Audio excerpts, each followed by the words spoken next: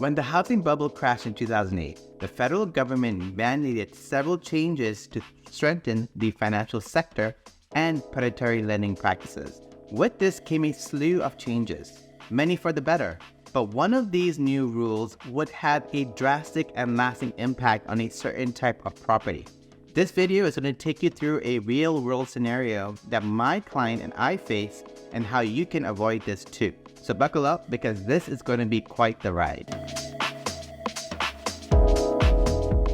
The year is 2014. I had just sold my client's investment property in Midtown Manhattan with a healthy return on investment. They wanted to roll it into a larger home. The criteria, at least a one-bedroom, below $1.5 million, in Manhattan that can be easily rented out in an up-and-coming area. This way, they can benefit from a strong rental income and a potential appreciation opportunity. We came across the W Condo Hotel in downtown Manhattan. The bottom half of the building is the W Hotel, while the top half would be a condo consisting of 223 residences. The property is located right across the street from the brand new World Trade Center site and will be home to many financial execs and a highly skilled labor force, of which we could find many qualified tenants willing to pay top dollar.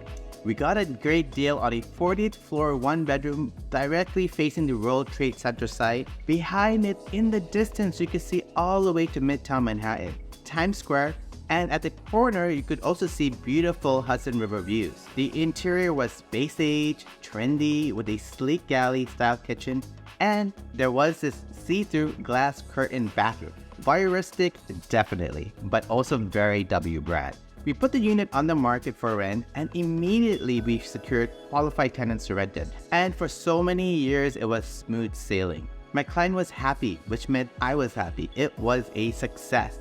Fast forward 2 years later, my client wants to sell the property so they can use the proceeds to buy another investment property. This is when setbacks began. When going to market, there were already quite a few listings sitting on the market, 10 to 15 units that are being resold. As we went live on our listing and got our first offer, we began to hear rumblings from other agents that they were having a hard time getting a lender to lend in the building.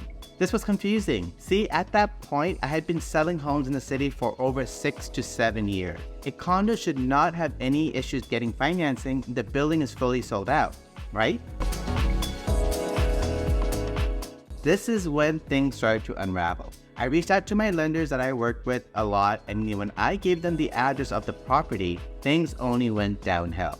This was the first time I heard the term non-warrantable for financing. Now, I am no mortgage specialist, so what I did next was a bunch of Google searches and came across this.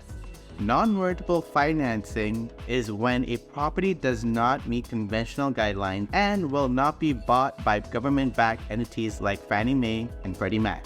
Many lenders consider financing a mortgage for this type of property to be risky, which can make it harder to finance. But why did this building qualify for being non-warrantable? Remember those new lending rules the Fed instituted after the 2008 housing bubble that I mentioned earlier in the video? One of them deemed that for any residential property, if there is a majority of non-owner occupied units in the building, they would automatically not qualify for conventional financing. In this case, because the bottom half of the building was a hotel, it was considered that a majority of the building was non-owner occupied. And this, my lovely friend, means that my client could not sell the unit to anyone looking for a conventional mortgage from any of the big banks. So I searched and I searched for any lenders, and we could only find 1 or 2 smaller portfolio lenders that could use creative financing that would lend in the building. This ultimately had a drastic effect on the resale values, as a majority of potential customers would not want to pay a higher rate to get a loan when they can find a property down the street that will give them a better rate. So, over the years, more and more units would come to market in the building, increasing competition and dropping their listing prices. We kept going at it for 4 more times over the years. Luckily though, we were always able to find renters easily, so it never went vacant. Ultimately, 8 years later, in 2022, we were able to find a buyer and close on the property. with a price chop of 23% from when my client bought the property in 2014. My client was in a better place. They recouped their investment and ultimately broke even when accounting for all the years of positive rental income. So, my recommendation for you, my friends, you have been warned, stay away from any mixed-use hybrid buildings, such as a condo hotel, a condo and rental building where the bottom half is a rental and top half is a condo, or even if a condo has a high proportion of rental units. These types of properties may result in diminishing value over time. So thanks for watching to the end. If you enjoyed this video, please help me and my channel by subscribing and hitting that bell icon so you can stay up to date on all the happenings in the world of real estate. Before you click on another video, be sure to check out this next video on your real estate journey. Happy hunting!